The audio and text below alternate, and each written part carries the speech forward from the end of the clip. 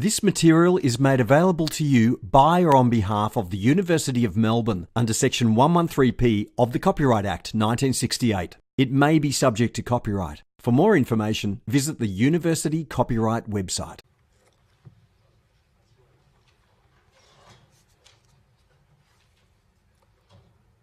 All right. Good afternoon, everyone. I hope I'm clearly recording because the mobile mic is not working. Before I start, a couple of things. Your workshop report marks are being posted. If you see a 0, don't panic, because one of the demonstrators told me he's still marking, and he uploaded where the system automatically converted the blanks to 0. So that doesn't mean anything. So you will get, if you have submitted something, you should not get a 0. There should be at least a 1. All right. So I told the demonstrators don't give 0, right? So that's even partially don't give 0. So if someone has shown the effort, he should get at least a 1 out of it. So if you see 0, that's a placeholder. If it is not getting corrected, contact your demonstrator and it will be corrected soon. All right. And sorry for the delay in marking. The demonstrators know of the delay, and the next reports will be marked much quicker. And then they will be marked you will get your marks well before the final exam, which is already scheduled, right? So has it been released, the schedule, which date it is going to be? Not yet? Well, you will hear it soon, officially. Yeah, it's not out yet.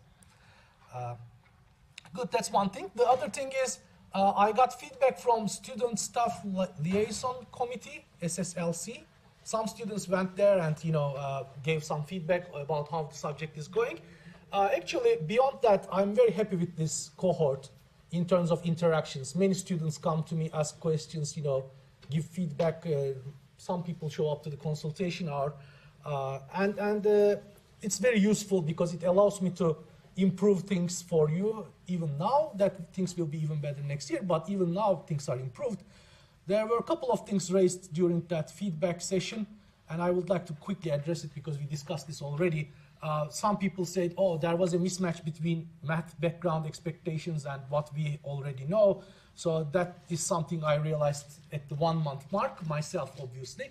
And then we tried to address it, adding a bit more clarification to notations and so on. I see it as a work in progress. And before the final exam, I may even put some notational clues and so on, so that when you do the self-study, you can catch up. I already say that I'm not doing math for math's sake. I'm only doing enough math so that you can comfortably say I have completed the proper machine learning, deep learning, machine learning system optimization subject. And there is a minimum. If you fall below this minimum, we do this service to you, and we do this service to the institution, right? This is not a mediocre university. It's in the top 100. Which I believe is a deserved top 100 university in the world. So we need to hit some standard. But if you don't know, if you had gaps in your knowledge, I gave you a lot of pointers. We discussed it, and it is your last chance to fill it. Because when you go to work, you cannot go to your boss and say, "Oh, give me 3 months. I need to study this stuff." Right? It doesn't work that way. So therefore, it is good that you also see the gaps and finish it. I will do it in a gentler way next year, of course, but. There is also some minimum to hit. Similarly, there were some complaints about the workshops being too short, but I already addressed this. First 2 workshops were 3 week long, remember? And the last 2 ones I'm consciously making. This one, for example, I made it consciously shorter, and many people told me, yes, it is shorter, so it should fit to 2 weeks. The last one, I will be also very conscious about the length, so it will be a very short one too. Because next year, I'm going to do only 3 workshops. Make it short, condense things and 3 weeks each. But you are not winning or losing anything, because when I merge them, I will merge the similar things. So that's the same story. And many people said, oh, there is a lot to learn in Python, a lot of libraries to learn. Just like the math, it is an important skill that you should have. You should be, as engineers in 21st century, you should be able to use software packages following the manuals with some help from the demonstrators. If you don't have that skill, this is, again, the best time to get that skill. Again, in the job, you go and, you want to, if I were hiring something and the guy asks me or the person asks me every other day, what is this, what is that, I cannot find the manual, I cannot find it in the manual, that person will be fired the next week. So it is again a skill that you should achieve. And the software tools I'm using are again very, very cutting edge, normal things that everybody uses. And then another last feedback was, I don't give enough examples. This is not true. I give either example code or you should bother clicking. I give links to some online sources where people solve the same problem. I gave away the answer actually in the first workshop. It was one click away. So then people told me, oh, I didn't click it. Then I'm asking, why didn't you click it? Like, what can I do? The answer was there. In another one, I included the answer by mistake. It was there, just the answer was there. So you just needed to change the numbers. So the things are, is a progress, but like it's a give and take. I will meet you in the middle in terms of exams and knowledge required, but you should also meet me in the middle, so that we achieve the good quality and you learn nice things, so that you can comfortably write it to your resume, and then when you go out, it makes a difference hopefully for you, right? So it's something good to learn. I think everybody agrees because it's an elective. I mean, it's not a mandatory subject. So that's my feedback on the feedback. And then we continue with the nice topic of neural networks. So we have been discussing what a feed-forward neural networks. It's one type of, and the most common type of neural network. And then we talked about the architecture, a little bit of the history. Then we said, how do we train these neural networks?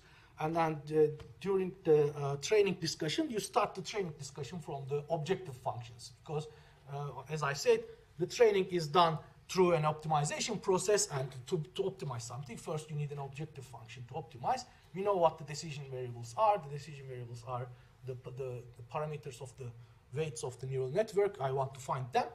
And then I mentioned a couple of different objective functions that come from the maximum likelihood for classification and regression, and how things tie to each other. So today we will continue a little bit on that. And I was talking about the condition, the KL divergence, maximum likelihood high, cross entropy, and the cross entropy loss is the most commonly used, or variance of it is most commonly used for today for classification. And then the mean square error, again, which ties, as I showed, to maximum likelihood, is also very commonly used for regression if you use the neural network for regression purposes. So let's look at I also included simple questions. And speaking of questions, I will kind of give a study guide for the final exam, which questions you should focus on. Because there are some questions I included only for informative purposes, and some of them are kind of, you should be able to do this type of thing. It's not clearly marked. I will either mark it and upload accordingly, or I will also probably look at these set of questions from these modules. So these are the ones that you should study. Together with the end of chapter, you should know this, that type of thing. I think it will give you a view what to expect. The final will not be different from the mid-semester test in terms of style and content, and then the simplicity, it's even simpler, maybe. But then I always get it wrong, so I shouldn't promise. It's very hard to, do it, even if it's wrong, it's not a problem. If it's too difficult, then we give more partial credit, and vice versa. If it's too easy, then we don't give that much partial credit. So it comes to the same thing. All right, so question 2. So let's do a couple of questions, actually, that goes to the matter, and then instead of saying it at a high level. Oh, also someone said, why don't you show during the lecture some programming as a preparation for the workshop? Yeah, that's not the right environment. Also, it's a waste if I do that, because these lectures, I see them as giving you the background and the knowledge, theoretical knowledge, and then they are nicely complemented by the workshops. They serve different complementary purposes. So in that sense, we do a bit more theory in the lectures, and we do purely practical stuff in the workshops. All right, so derivative of the cross entropy function with respect to the activation function for an output unit having a sigmoid activation function. So we have that, and then we want to find the derivative. So this is our loss function. What we have here is that this is our objective function. Then, you know, if we want to optimize this, obviously we need the derivatives, right?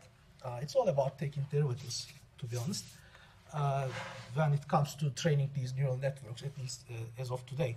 You know, people may discover different things in the future. So if we take the derivative, and then with respect to what? We need to, it says to take the derivative with respect to the activation function. So we take it with respect to the A, and then A is tied to W's as well. So, you know, as you can imagine, there is the chain rule. So we are doing part of that chain rule right now. If I take the del E, maybe not red, so this is the cross entropy error or loss function, so it's the same thing, just to make it clear.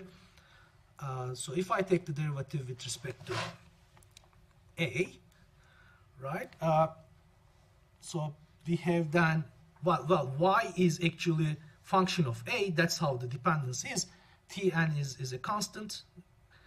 In this case, y is the output, Tn is the label. So,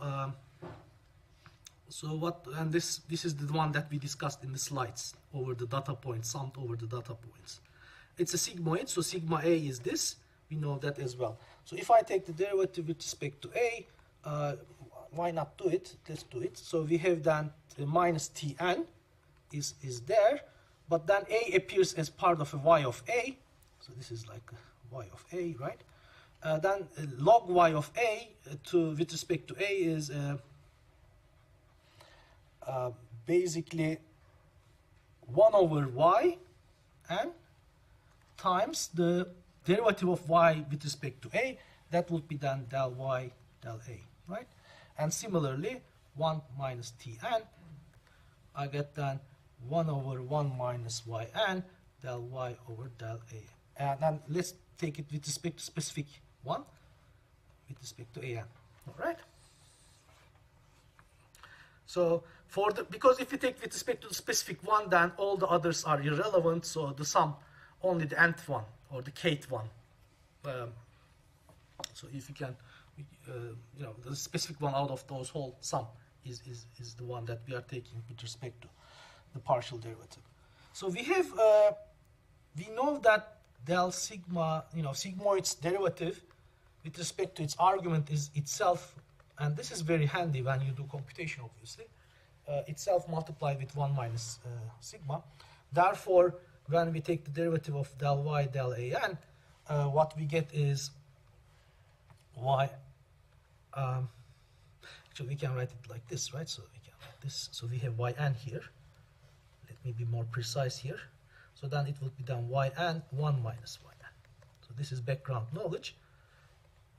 We know this, right? Therefore, when we put this in, we get then simply del e del an. We get minus Tn.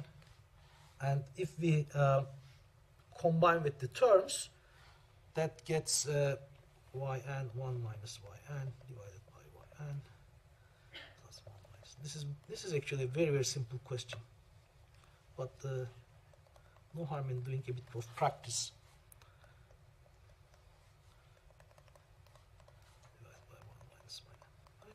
So we got the cancellations, and then we can rearrange the terms. Things cancel out. We got the yn minus Tn. So that's quite reasonable, and that's what we wanted to show, you know, as expected. So the derivative with respect to the activation function is actually the error, the delta between the output and the what it should be, the label. So that difference gives me the derivative. When I hit the right one, the derivative will be 0. So that's kind of also has an intuitive meaning to it. All right. Any questions? Now this is something you should be able to do, obviously, you know, as an exam level.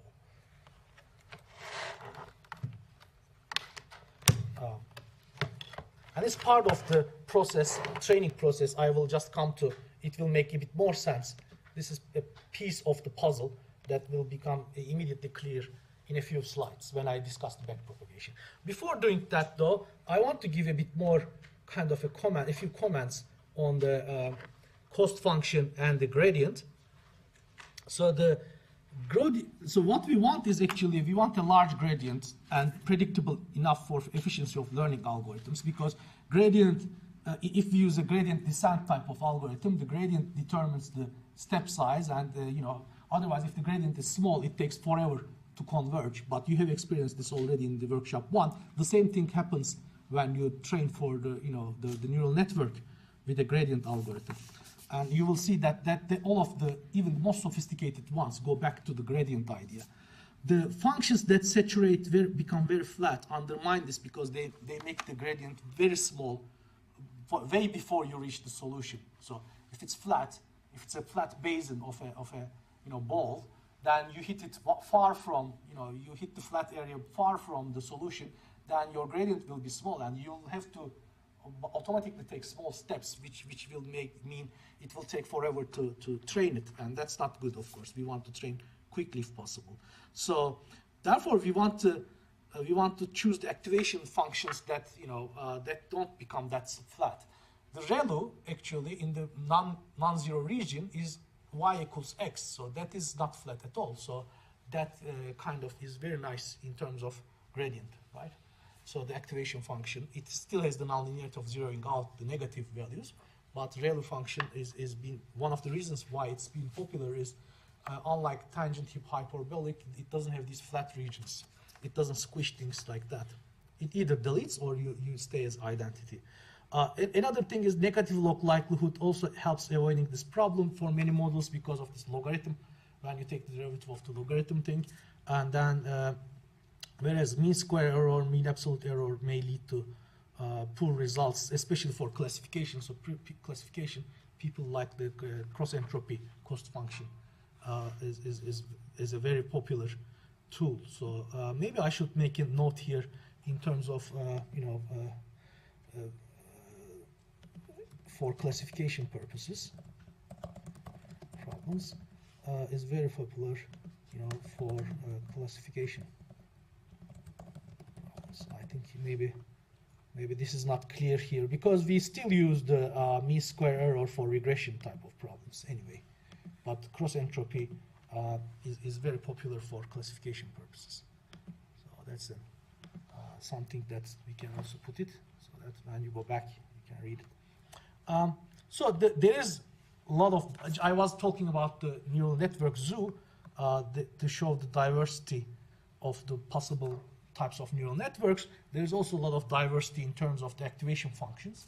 So this is just a small set, but you can, everybody came up with their own different activation function, and if it works well, then it gets accepted. So we have the rectifier linear unit. That's for the hidden units, hidden layers. ReLU is the most popular. Sigmoidal is well known. Hyperbolic tangent is also was very popular in the earlier days. They relate to each other closely anyway. These days, not many people use it for intermediate layers, hidden layers. Hidden layers people use mostly ReLU. Then there are variants of ReLU, like leaky layer ReLU, where you don't zero out, but you put a small function going like this. Some other variant, then there's 10H and sigmoid. They look like these soft step functions, right? Remember, the first thing was, back then in perceptron, it was a step function. So these actually, the sigmoid is like a step function where you can take the derivative. That was the whole idea. The softmax is like the derivative version of max that you can take derivatives. For the output units, for regression, usually linear unit is used. Binary classification, sigmoid is used, because just like logistic regression, sigmoid gives you 0, 1. And then for multi-class softmax is also, we use the softmax for the multi-class classification. So these are the ones for the popular choices for the output units. You see, this is kind of a bit practical as well. As I say, there are some intuitive reasons for choosing them, but these are all design choices for creating the architecture, and there isn't a deep theory for doing the architecture. Most of the time, people choose the architectures by trial and error and experience. Any questions? You started doing this also in the workshop, right? I asked you to I gave you one version of an architecture and say, play with the architecture, add more layers, increase the numbers, try different activation functions. I was hoping that you would do that for this workshop, which is ongoing. Or maybe it isn't started for some of you, but you still have the manuals. Any questions? No? All right. Backpropagation. Now the most famous training algorithm, backpropagation, for the neural networks. Everybody knows about this. So we should also go through it. So this is essentially gradient optimization, as I mentioned, for training the weights, right? So just to repeat, in training the neural networks, find the weights by solving this optimization problem. As we discussed, J can be, there are a lot of choices for this cost function to minimize, and it may come from mean square error or maximum likelihood or cross entropy. So the things are interesting there in terms of the choices and their relationships. But the important thing to notice is usually this is a non-convex optimization problem.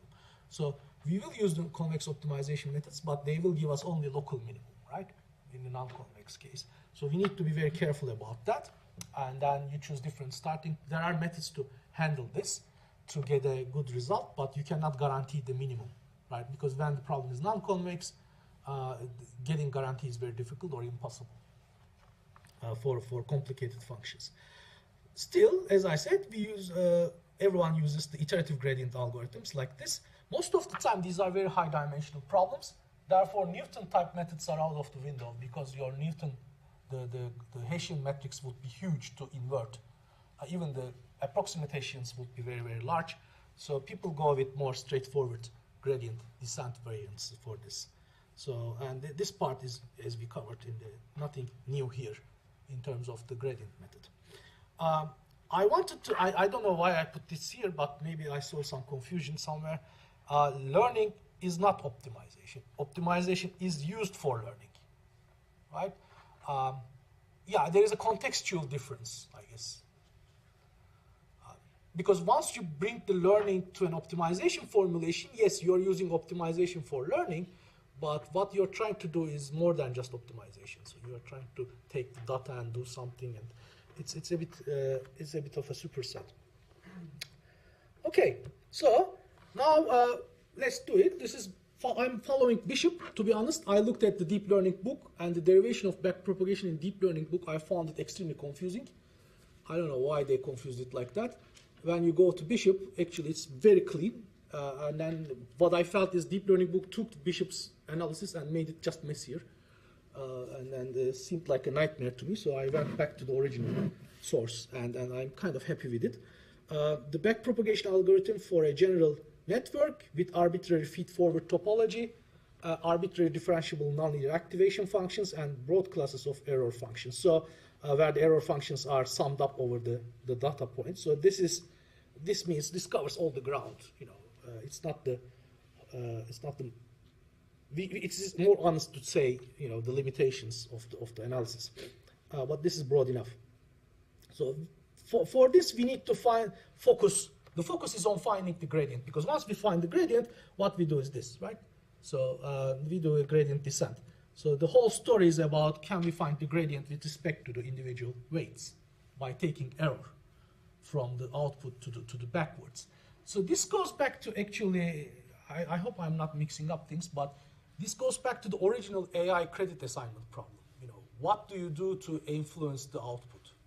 When you take the derivative of the error with respect to your parameter, that is almost like a relationship between how you change the weight and how that affects the error, right? So that's like you build that connection in a cascaded way. That's why you do this, you know, product derivative rule, right? Okay, and then as I said, the gradient is used for that. Now, as a motivating example, and then we already did one example just a second ago as well, but as a motivating example, let's say we do a mean square error for a linear model where we don't even map x to any phi of x. It's a purely linear model, linear in x.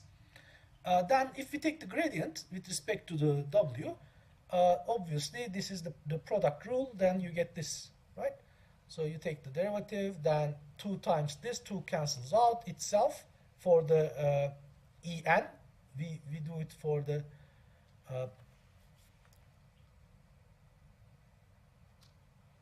nth one, and then we take with respect to wij, which comes from one of them, so it comes from one of the elements. Therefore, the other elements are not applicable. That one element, you have the function times the derivative of y with respect to x, because this is constant. Y with respect to x is only the y with respect to w is only x, so then x and I, that specific input to that specific element is the product. So this is just the product rule. But then there is this general form: gradient is error times input. So now we need to generalize this. And surprisingly, you can actually put everything to one slide. Maybe I should subdivide this slide, but this is really good to have a great overview. So the picture to have in mind is this. Maybe that picture needs to be here again. So this is the picture. Yeah, I should add again maybe. This is the picture, right? So we have inputs, hidden layer. There's this linear mapping, activation function, linear mapping, activation function at the output. So that's, we are doing one layer only, because the multiple layers, then the product rule, you repeatedly apply. Right, maybe I should put that slide, picture slide here before this one. But keep it in mind. So in general, a unit J computes Zj, which is the activation of the function of the A, activation input, and A is the previous node's output, outputs, doing the linear multiplication with the matrix, and then that output goes through the activation function. So at every node, this is what happens, right? Every node of the neural network, regardless of other than input nodes, this is what happens, right? Then the chain rule, the derivative with respect to error is En with respect to W is En with respect to A, and A with respect to W. All right, that's the basic chain rule that we know. So here the good trick is you define this delta J to del En del Aj. Therefore, once we define this, then this becomes, notice that this derivative with respect to Aj, now it has become delta J, good. And then del Aj, del this is basically Zi, right? When you see here, you see then when I take the derivative of this with respect to the Wji, then I get the Zi here directly. Okay, so now this expression was the beginning expression. I applied the product rule once, then I get this expression, okay? Nothing mysterious going on. Next, for a hidden unit J, then now we need to look at this, because Zi is already, we have. So this is what I was saying in a previous slide. The gradient is error times the input. The partial, in the chain rule, the same thing. Error times input. So now the input is that, the error is that. So now we do this. This is what I defined, right? And if I write it down, this is actually, in terms of, again, I take the, with respect to, I again use the chain rule with respect to the other A's that come into the picture, and then del AK, del AJ, right? So this is done over the sum. This is just the product, again, chain rule here. Just applied the chain rule. And if I substitute the definitions, then this definition is this. So this is now definition of del an en to del ak. Then this becomes not del j, but del k, right? So this comes here as del k. And then del ak to del aj, that will give me, right, through these 2 points, it will give me h prime, because a with respect to a, this a is w times z, but z is connected to the other aj, the other ak. No, ak is sum of w ki zi, then zi will be then h of ak, aj, right? So each of them will be coming here through this derivative. So the derivative will be then the activation function's derivative, and then times the w's that come here. And then you take the sum is the same here. So for each element, we do this. So we take these two come together to create that derivative. And then because this is not summed over the k, this can be put outside the sum. This was here, so we have all the elements. So we get this, and then what we do is we do this in a recursive way, back propagate from the output, because the error is at the output. It needs to come back all the way to the previous layers. So there is del 1 to del k. Each of them goes back to the previous element, which has the input, which is its input and output, and then this goes back. The error propagates, delta propagates back. So you need to follow all the links here. So when so this is not visualized, but this is algebraic version of this. You can also check Bishop for that. I have a visual thing too. But if you look at it as an algorithm, apply input vector to the network and forward propagate the activations of all hidden and input units. Essentially write that big function that gives you the output given the input. Then evaluate all the errors for all the output units. Then back propagate all the deltas to find the deltas for each hidden unit. So this is what we did here. Find the deltas for each hidden unit, j. And then use this. Essentially, the derivative with respect to the weight is just that specific error and input to that unit to calculate the error derivatives, right? So this will be for a single point. Then for multiple points, you sum them up to get the for multiple data points, you sum them up to get the total error. So so that is the dry kind of version and then the algebraic version. Again, I refer to the appropriate chapter that I mentioned in the beginning of Bishop if you want to go through it. But even better, just the other day while surfing the web, I found an excellent demonstration animation that I really want to show to you. I hope it opens up. So this is with thanks to Google, right? So I think it's one of their developer things. So backpropagation algorithm. So now this is a visualization of what I've been talking about. Please scroll down. Let's scroll down. So we have a neural network. You see there is an input, 2 hidden layers, another 2 hidden layers, and output. Okay. So this is kind of a not a single hidden layer, but 2 hidden layer network. You see the weights that are multiplying, right? Okay. These are the weights of the input weights, the output weights. Everyone clear? So then we go down. Now we need to put the activation function. So once the weights sum up, that becomes an input to this unit. Every unit goes through its own activation function f, and you get an output y, right? So this is also doing that, and then that output is used, multiplied with omega again, and then this is the output activation unit. The input unit doesn't have anything, so x input is y1. So there's nothing going on here. Then it goes through. So let's say it mentions sigmoid function, but ReLU is also commonly used. Now the error function. What is error function? The target and my output, the difference will give me the error, right? And then I put the error, and then loss function will have that error, representation of that error. Then I take the derivative of that loss function with respect to these w's, weights. That's what we have said. You can use, for example, mean square error or square error. All right. Now the forward propagation that I mentioned, you take the inputs and the target, y1 is x input, and then you sum them up to get the xj, right? And then the other one, and then you pass it through the activation. You do the same thing here. Now this layer is done. You see, that's why like it's a layered feed forward. There's nothing going on other than just layer by layer forward. Then the same thing is happening here. These two outputs are combined to get the input x. Then x, this was our a in our notation. Then it goes through the activation, which was h instead of f. So you do this here as well, and then go through the other one, right? And then now this layer is done. So we go to the output layer and the output. Right? So you write these equations because they help when you take the derivative.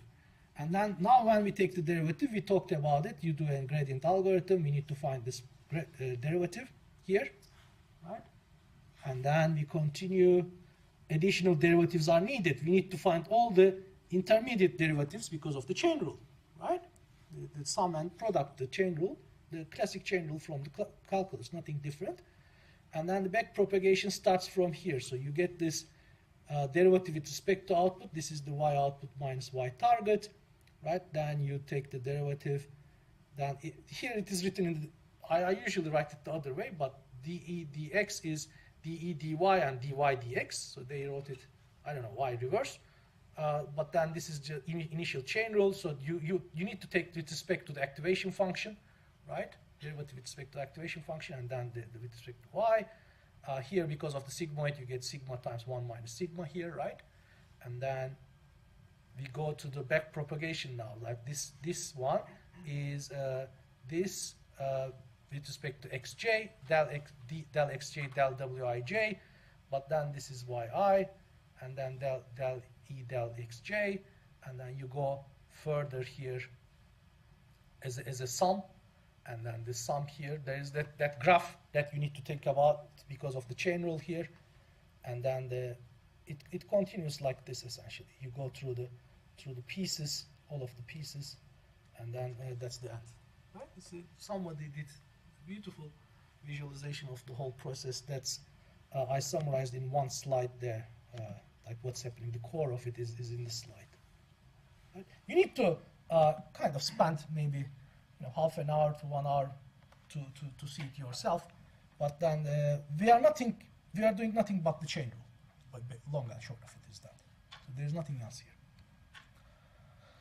All right. So let's do a question for a single hidden layer one. I think this is a good question. It just brings a small twist and also allows us to do it by ourselves a little bit. No, actually, no, the other one is that. So this is an intermediate question. We play with the, we kind of get to see an interesting property here, and then the other question is where we take the derivative with respect to the errors, weights, and then do kind of a little bit of backward propagation here. All right, so let's do these. I still have time, right? Yeah, I have time for at least one question. So question 3. So let's see. Let the activations of the hidden units in the first hidden layer be given by this.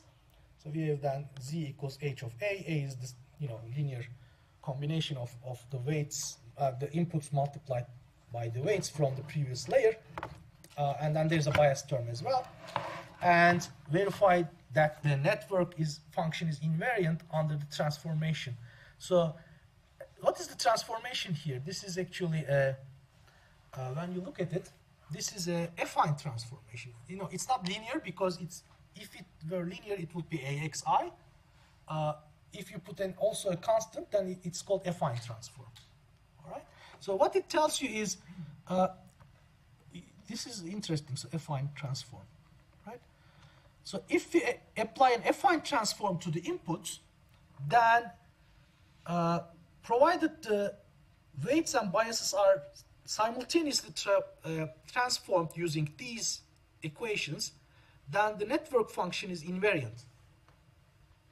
What does this mean? It's interesting. So if I take my inputs and pass them through an affine transform, and let's say these weights are determined by the training algorithm, then the training algorithm under the affine transform will still be giving me hopefully these transformed ones if it works well.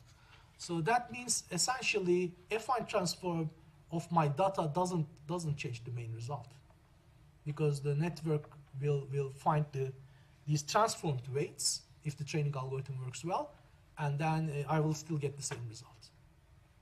So it is kind of the neural network will be done robust with respect to this transform. How can we show that? This is kind of quite straightforward to show, because what we do is only thing we do is we can write the argument of h as zj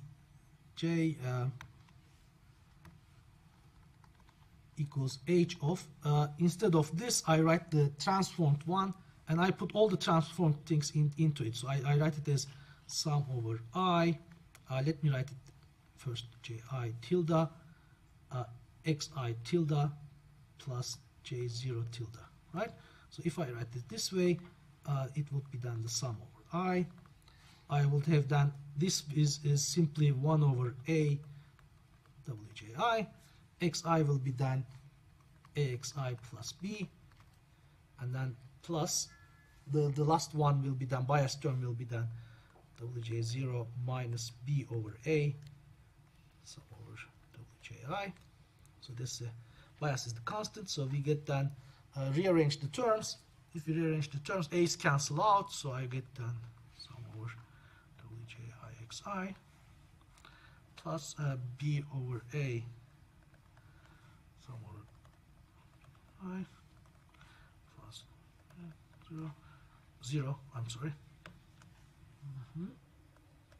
minus b over a. Then that actually obviously cancels out, so this cancels this, but then I get the same as the before, ixi plus 0. Notice this is actually a matrix multiplication, right? Because you are doing the columns, so you can actually write it as x.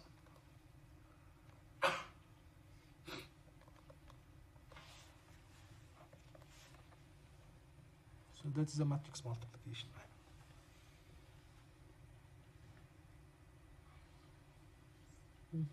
So yeah, that's it. There's nothing else in this question. So it's a simple fact that, you know, the linear transforms will not bother the neural network that much, as long as it finds these transformed weights. But then it's supposed to, you know, if you give the data set, it's supposed to find the correct ones. So let's go to this one. This is much more interesting, and then this would be probably the last question of the day, and then we will continue next week. So okay, this is kind of a good practice question, like a backpropagation question. So we have the two-layer neural network. Now I managed to put the neural network here. Actually, it's not two layers; it's a single hidden layer. But the second layer is the output layer, input layer, hidden layer, and the output. There's a single output here actually. This is the general picture. So there's a sigma, that's the activation function at the output, and we choose it to be identity. So actually it doesn't play any role. There is no sigma, in fact.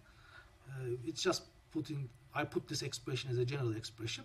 So the initial input is passed through this linear multiplication, then the H nonlinearity, and then that's happening at the hidden layer, activation function at the hidden layer. Then those outputs, individual outputs, are again matrix multiplied with these weights. Another bias is added, and then you get the output. There's a single output in this case, right? And the question tells us now use the activation function tan-h, and then note that the derivative of tangent, hyperbolic tangent, is 1 minus ha square. So this is also very useful, because when you take the derivative, you just use the function itself.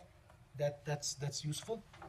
And we use for convenience of the question, some square error function. So the question first asks, that is the good part, find the forward propagation equations. So that is important, because to be able to do the chain rule derivatives, you need to know what is going on with the function. So following the same notation as in Bishop, so we can actually write what are the forward equations. So the activation units are from I equals, so you see there's d, input dimension is d, and then there are maybe this is also something vert. So input d dimensional, right? Maybe I write it here first before I go.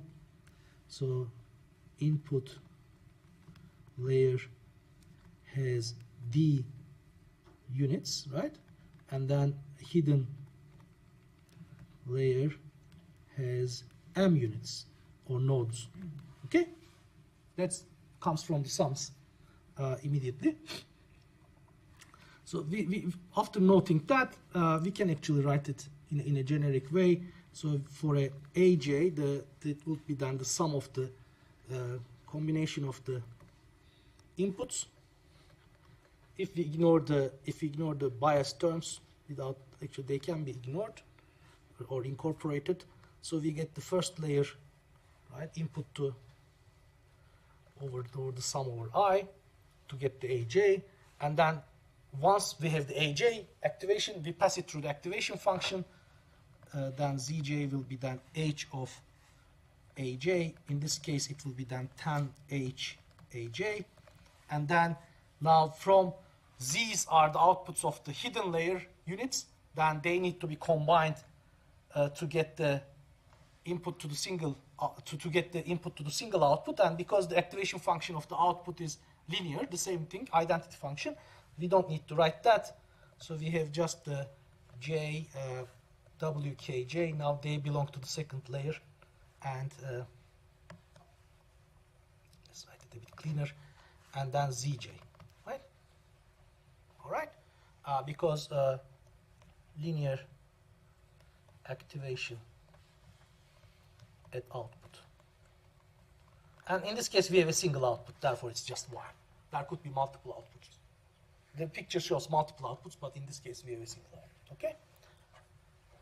So this is generic picture.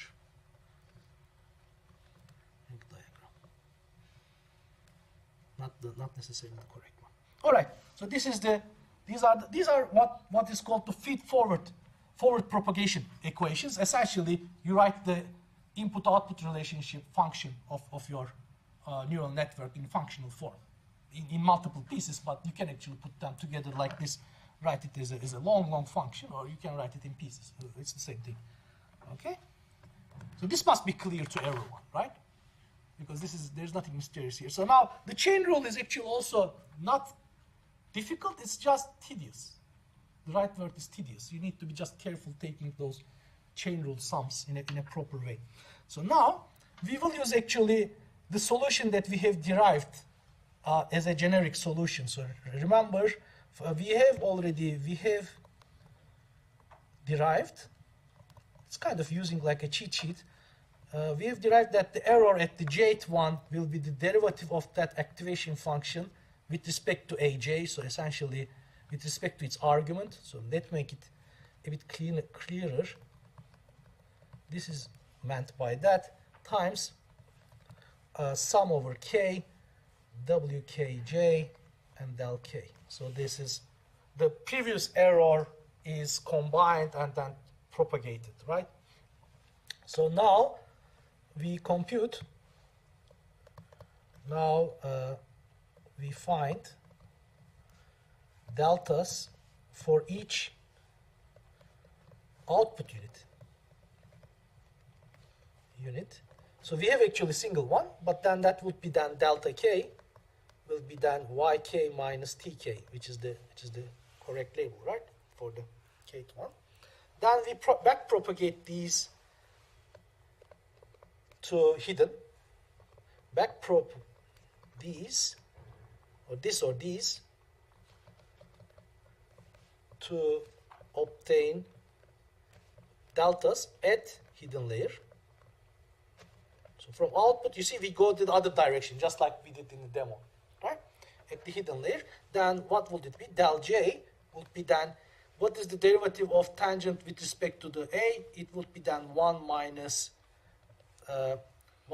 HA square, but that is Z, because the HA is Z from previous one. So it would be then ZJ squared.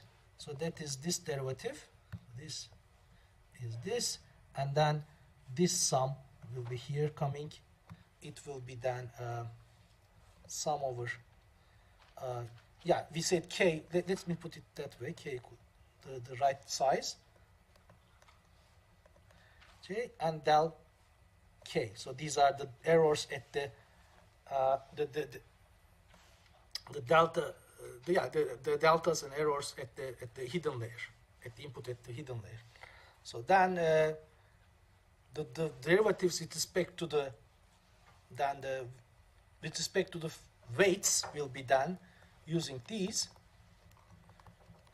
And the fact that, you know, what was it? The error gradient is the